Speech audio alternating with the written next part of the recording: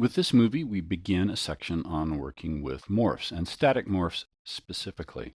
The point of this section is to look at how to use morphs that come with the characters, how to create your own morphs with creating morph dials and that types of thing, and then also how to change the character with some of the other tool sets that come with Poser Game Dev. Now, I want to be really clear. There's two kinds of morphs to consider right here, and we touch on them in some other sections in this series. There are morphs that are what I'll call vector-based morphs or motion morphs like opening and closing hands, those types of things. Now, those are dynamic, although you can make them a static change and export a character with, a permanent clenched fist or something like that. The other kind of morphs are polymesh morphs, which change the constitution or the characteristics of the character and the way they look. Now, on the static side, there is no problem exporting either one of those to Unity and having it import successfully inside of Unity. There is a problem exporting animated polymesh morphs where we've got like facial expressions, things like that, that aren't directly related to the underlying skeleton. The exported skeleton morphs for motion like clenching of a fist or something like that, those do export successfully. So what we'll be concentrating on here are the polymesh-based types of morph targets. Now, many of the characters, especially the new ones, come with a bunch of them. I have loaded Allison in here, Allison 2, the casual one, because there are just so many right here, and it's fantastic. Morphs are found in the parameters dial for the character and wherever you may find them for specific areas like neck parts and heads. Not all areas have morph dials. For example, if we go to head real quick, well, there we get our change. We've got specific morphs for heads. We can change the ethnicity of the character and things like that. Pretty cool stuff. Let's go back to the body morphs first here and select the full body here. And there are two types of morphs that we can disclose. FBM, which stands for full body morphs, and then there's advanced body controls. The difference between these two is that when we get to this one and say like upper body under the advanced body controls, there's things like head twist, head side to side. These are actually actions that can be replicated using the transform tools when you select that body part specifically. These are morph targets that are connected to that ability with the skeleton. These are the types of things that animate quite successfully if you export the animation morphs. So we won't mess around with these because it's like working with the character and bending them to begin with.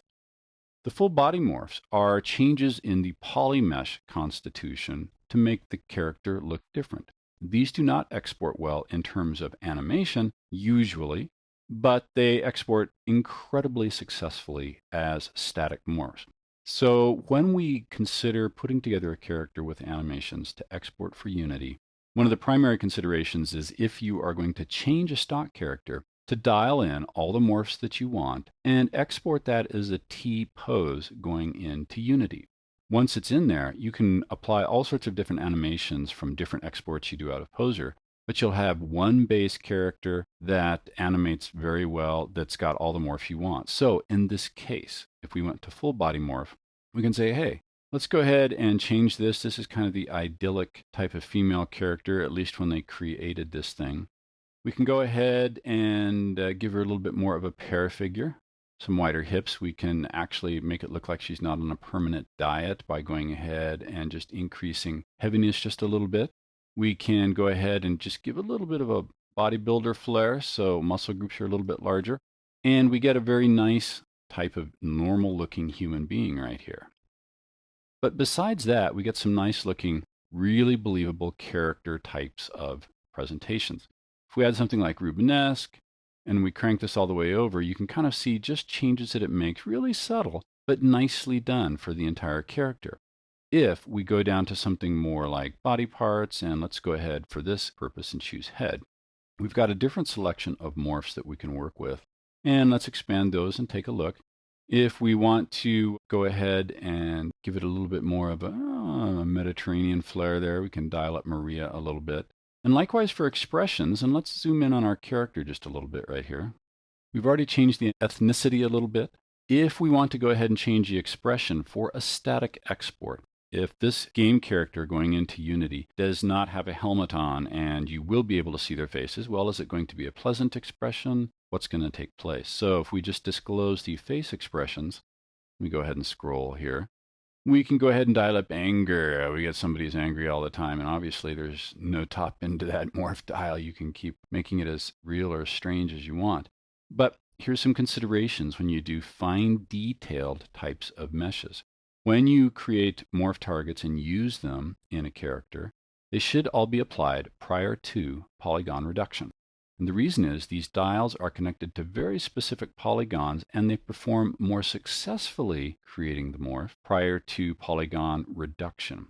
They will still work after a polygon reduction, but the results are a little less predictable.